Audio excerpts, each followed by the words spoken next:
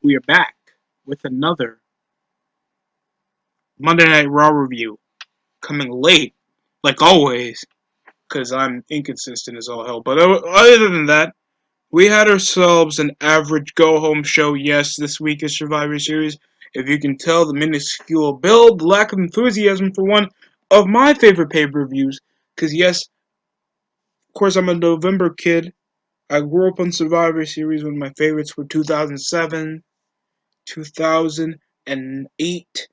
Then I had to, because of course we didn't have the WWE Network back then. So when you went off to a Blockbuster, Walmart, or somewhere else, you had to get the disc after the pay per view from a few years ago, or at least a year ago, came out. So I watched 2005. I had a collection of at least 2004 pay per view. Yo, other than that, I'm not gonna go on the nostalgia train. Let's make this review nice, happy, and to the point. Raw was mediocre, but the main event was pretty alright. McIntyre became WWE champion again after defeating Randy Orton in a no DQ match over issues of escaping and facing off against Roman Reigns, even though I don't feel the benefit of facing off against the world champion of the other show, especially when you're in the same setting. And plus, there's nothing in the line even if you win in the first place. But we already went over that the last 4 weeks. So over McIntyre refusing to let Randy Orton or The Miz intimidate him, over another get him in a promo of I still haven't been smoking until right now. That's his promo gargling, looking like he never takes a breath or a drink of water, and people have been saying that the WWE title reign of McIntyre was not that stale. And to your opinion, at least it was relevant as Kofi Kingston's. They make him a consistent competitor and always aiming for the main event scene.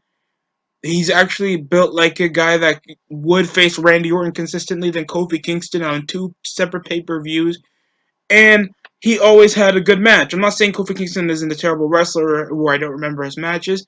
It's just that I am more established to seeing McIntyre against Randy Orton or The Fiend or somebody on Raw than Kofi Kingston against Samoa Joe, Dolph Ziggler, and Randy Orton in 1 year. And Kevin Owens. But that's beyond me. That's beyond me. Then later on, there was a scheduled one-on-one match back at the Firefly Funhouse, issuing The Miz versus Bray Wyatt one-on-one. I'm feeling excited. We also had Mandy Rose, Dana Brooke, and Asuka in the six-women tag against Shayna Baszler, Nia Jax, and Lana. Lana came off oblivious as all hell over the statistical proof that she got hit on commentary tables for the last 8 weeks now, coming into 9. Then the sabotaging of both Mandy and Dana Brooke getting attacked post-match against Asuka after an Asuka lock was hooked onto Lana, injuring the shoulder and taking Mandy Rose out of action. Then later on, a backstage assault involving Reckoning and hitting her over to the barricades. Over to the walls and stuff, getting Dana Brooke out of action. And issuing that Lacey Evans and Peyton Royce, that yet you have her break up with the chick that has more charisma, is an equal playing field, and former tag team champions with, and then you put her on SmackDown. For what reason? The draft is dumb. Check that. The draft is mega dumb. Check that. Just the show. Oh God, the show. God. The match wasn't even that much to speak of. We had some chain wrestling. Something happened with bicycle knees. We had better wrestling off Dana and Mandy. Probably something to get out with Mandy with a shoulder injury. So they wrote them off just to immediately get Peyton Royce and Lacey Evans involved, and we're probably gonna get like a comeback segment involving Lana after all the abuse she's been suffering with her own freaking teammates. And there's been like no conflict involving SmackDown at all. So this is like summer camp fighting. This isn't like real brand versus brand warfare where like egos clash with egos. People want to see SmackDown superstars against Raw superstars, and we're having lower carders against some mid to upper carders. That's literally just the Raw and SmackDown teams. Who's on it? Corbin, Jey Uso, Kevin Owens, and Dolph Ziggler.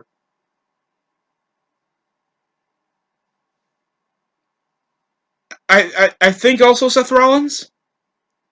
And God, I think with Raw has no, God, I'm stupid. Sheamus, Braun Strowman, Matt Riddle, AJ Styles, and Keith Lee. And at least Keith Lee and Braun Strowman, I guess, are important, and especially over Keith Lee because they won last year, and NXT doesn't make an appearance because know your place NXT, no one cares. And of course, AJ Styles, he's literally been the most like entertaining part of Raw. Trying to be the team leader, even though he wasn't that much established as captain. Always had the funnest thing to do with his group, and trying to actually make a clash of like personalities over all this stuff. It's more important what SmackDown's doing because most of what they're doing is revolving around Roman Reigns making Jey Uso his bitch. So besides that point, no one has that much like focus on the Survivor Series gimmick match as it is. That's just my opinion on the matter. No one cares. And no one cares about this ridiculous 6 women tag, especially when you've just written off like most of the women involved, and then you make your women's champion feel so relevant into most of the focus. Then you have an okay match involving the New Day against the Hurt Business for the Raw Tag Team Championships before the pay per view, and I thought they were just gonna focus on like just the baby faces versus the heels and just toss out Benjamin and Cedric Alexander the tag titles just to let them face off against the Street Profits like they did with McIntyre and Orton at the main event. The match was fine. I think there was a botch over to the suicide dive that Cedric attempted. He slipped and went down, and then they had to recut it when I had to rewatch it. Uh, Completely just went over to the bottom rope for a suicide dive. Then there's that ridiculous double stomp, slingshot elbow drop over from Xavier Woods. We had some cool combos with Cedric and Shelton, and it came off the midnight. I think the midnight. I forgot what it's called, dude. I forgot what it was called. I think it was called the Daybreak, and then they ended it over a cool brainbuster that I thought would get the finish, but then a surprise Daybreak from Xavier Woods got the victory for the New Day. So that's gonna be it. The New Day are retaining their Raw Tag Team Championships over their consistent little beef with the Hurt Business, and I don't mind this. Obviously, I want them to be more successful. I want them to be a rip-off Evolution. And it's not going to hurt them in the meantime because, of course, the New Day are also a prestigious group.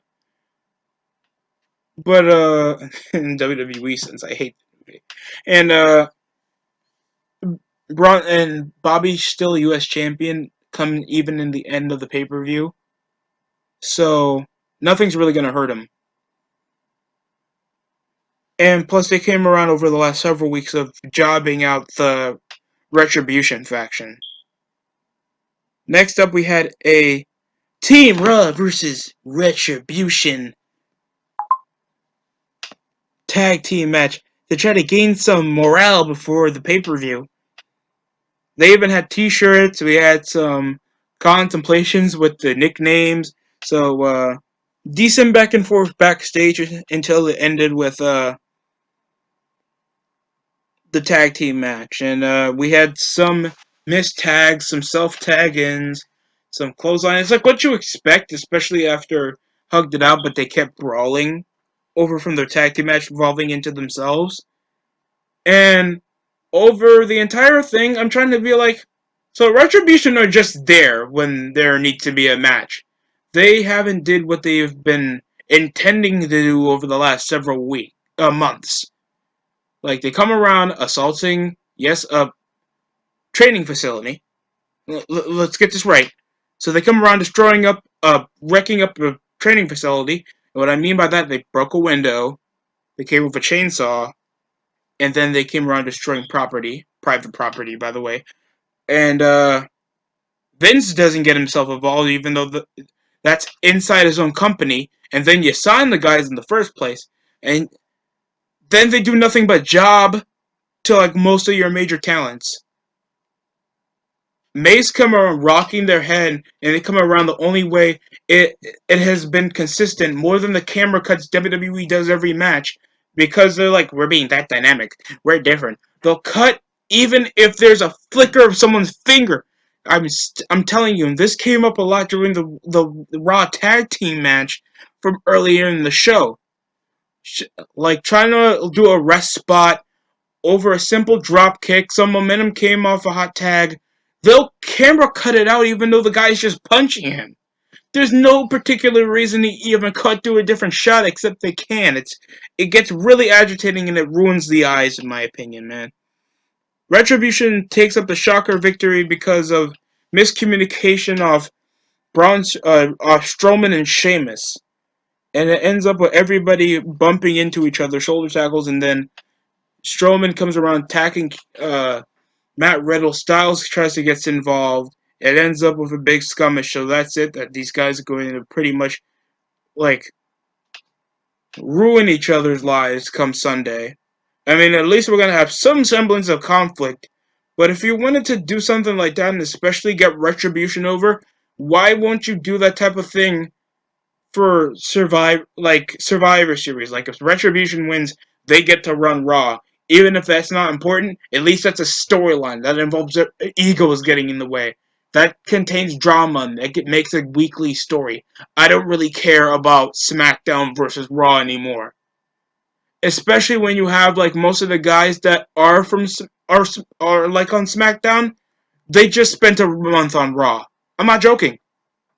Like coming to the draft, Sheamus was already on SmackDown. Braun Strowman was already on SmackDown. Matt Riddle, that just got called up just a few months prior, was already on SmackDown. AJ started the year on Raw, came back to SmackDown earlier upon the year, then went back to Raw. And that was in between a trade to get back AJ Styles on Raw. I'm just saying, guys, that like you're really giving me no like emotional appeal or at least some establishment to make these guys like even wrestle for a brand that's so interchangeable. It's so inconsistent, and that's just the boiling point of what I'm going over in this entire show. And then we have Bray Wyatt versus The Miz one-on-one over some frantic back and forth. And of course, both of these guys are chasing over the title. And these guys feuded back last December, and that was it. They feuded December. A scary doll was in Miz's daughter's crib, and then they had a match at TLC for the Universal Championship, and then he jobbed. Not even by the Fiend, just regular Bray Wyatt. And guess what? He still lost by regular Bray Wyatt. Regular Bray Wyatt. Excuse me for that sound. So, thanks, YouTube. So, we have the match, and it was going fine.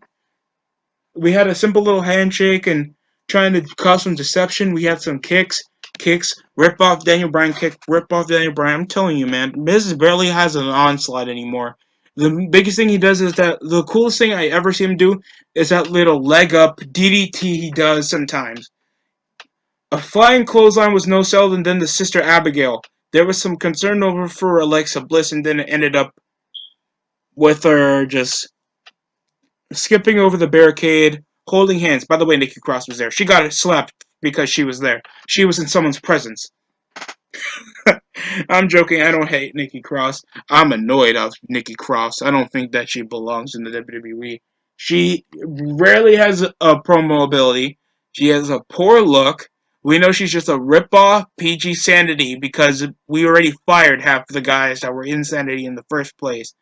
No, I don't think so. I think Alexander Wolf is still on NXT UK. Killian Dane's still on NXT. And oh wait, Eric Young is gone. So like 3/4 of Sanity. So yeah, match was basic. Jobbed out Miz. After he's been trying to like, even if the win and loss don't matter, at least make Miz seem somewhat like threatening. In the case that he's always going to get the world champion's number, and he does because he has the briefcase. The funniest thing was, I guess what Morrison said. Then we had an Angel Garza promo going over protecting a beautiful woman in the world, even if it's all you have, and bloody bloody blah. Then we had Asuka promising that she would defeat Sasha Banks and like never change Asuka. Your promos are funny even if like 95% of the fans that are not watching New Japan right now don't understand what you're saying in most of it. And then we had the WWE Championship match. That was fine. We had some hits. We got some cool spots over with the steel chair. A cool counter over for the snap backbreaker that he usually does. It really fast-paced momentum match. It ends up with a shocker Claymore kick for the finish. And yeah, that's practically the show. McIntyre is WWE champion. We had some escapes over, the cliche, or I can't beat this guy, so I gotta take my title with me spot that I usually always get annoyed at, but it's basic and it's what a heel does, so, it grows into it. Probably a new fan won't get used to that. So, Orton does his job. McIntyre has to be the face to face off against Roman Reigns. Plus, the kind of foreshadowed things, he showed up on SmackDown and literally declared that he will beat Randy Orton to meet Roman Reigns at Survivor Series. So that's already foreshadowed, and that already like undermines Randy Orton. So you're making like a 14-time world champion the placeholder champion come pay-per-view, and we already had two replacements. And is that going to foreshadow a storyline? No. So, yeah, this was a mediocre Raw, but the match was pretty good. So a few of the matches were pretty okay, but a few of them barely told any semblance of a story other than what SmackDown is doing, wrapping up their little storyline with the Mysterios and Rollins, and what's going on with Roman Reigns that we hope we get more foreshadowing into, and Sasha Banks with Carmella now. I'm not that concerned what's going on in Raw at the moment. I think it's a really weak go-home show, especially for one of your big four pay-per-views that kind of been underwhelming over the past few years. Survivor Series 2019, I wasn't even given that the time of day. Probably before Survivor Series, and I'm saying probably. Thank you that I have the network still until I cancel it, because all I do is watch old school Raw, like from the mid 2000s, because that's what I grew up on. So I guess if you guys want to, I'll do a Survivor Series 2019 review because that was the only thing in the calendar haven't done. I didn't touch Survivor Series 2019 because the connections were pretty whack, and it was like, oh my god, it's a long show anyway, so why would I waste my time? So probably before the pay-per-view, or at least Saturday, I'll do a review on that. Depended on my laziness, and it's pretty high. So you'll see on that. Other than that, this was a mediocre Raw. But what you gonna do, man? What you gonna do? They already fired like couple people. We've been getting all this controversy over the past several years if WWE even is a good business even to go to, and questionability on the morality and intelligence of Vince McMahon. So it's been a crazy year. That's all I gotta say. But if you guys stuck up to watch this entire review, thanks for watching and taking your time to watch it. I have 5 more people. Please sub to the channel, help out, try to help this thing grow. I would love your support. Thank you for watching.